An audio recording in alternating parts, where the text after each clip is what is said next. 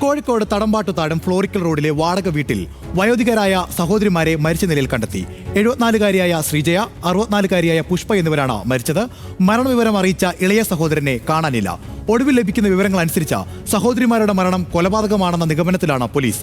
Postmortem റിപ്പോർട്ടിൽ ഇരുവരുടെയും കഴുത്ത് ഞെരിച്ചിട്ടുണ്ടെന്നാണ് പുറത്തുവരുന്ന വിവരം.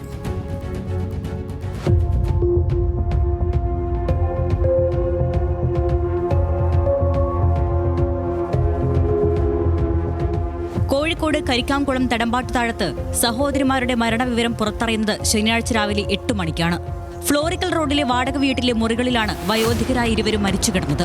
പുലർച്ചെ 5 മണിക്ക് ഇവരുടെ സഹോദരൻ 60-കാരനായ പ്രമോദാണ് മരണവിവരം നാട്ടുകാരെ അറിയിച്ചത്. ഈ അറിയിപ്പിന് പിന്നാലെയാണ് രാവിലെ നാട്ടുകാരെല്ലാം വീട്ടിലെത്തുന്നത്. രണ്ട് മുറികളിലായിട്ടാണ് കിടക്കുന്നത്.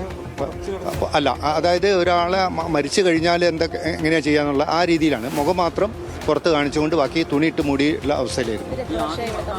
ഒരു 3 വർഷത്തോളമായിട്ട് ഇവിടെ സ്ഥിര താമസക്കാരാണ്. നല്ല ബന്ധം, ആൾക്കാരൊക്കെ ആയിട്ട് നല്ല ബന്ധമാണ്. സഹോദരങ്ങളായ ശ്രീജയയും പുഷ്പയും പ്രമോദും 3 വർഷമായി വാടക വീട്ടിലാണ് താമസിച്ചിരുന്നത്. മൂത്ത സഹോദരി ശ്രീജയ ആരോഗ്യവകുപ്പിൽ ലാസ്റ്റ് ഗ്രേഡ് ജീവനക്കാരെ റിട്ടയർ ചെയ്തയാളാണ്. 3 സഹോദരങ്ങളും വിവാഹിതരല്ല. പോലീസും ഡോഗ് സ്ക്വാഡും ഇവർ താമസിച്ചിരുന്ന വീട്ടിലെത്തി പരിശോധന നടത്തി.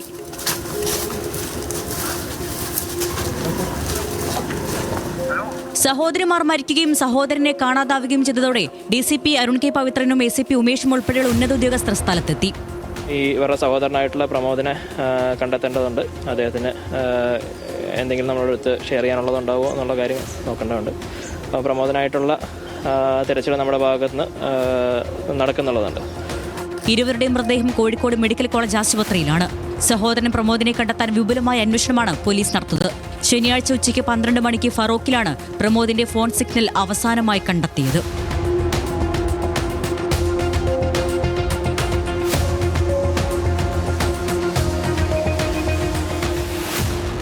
ന്യൂസ് മലയാളം, കോഴിക്കോട്.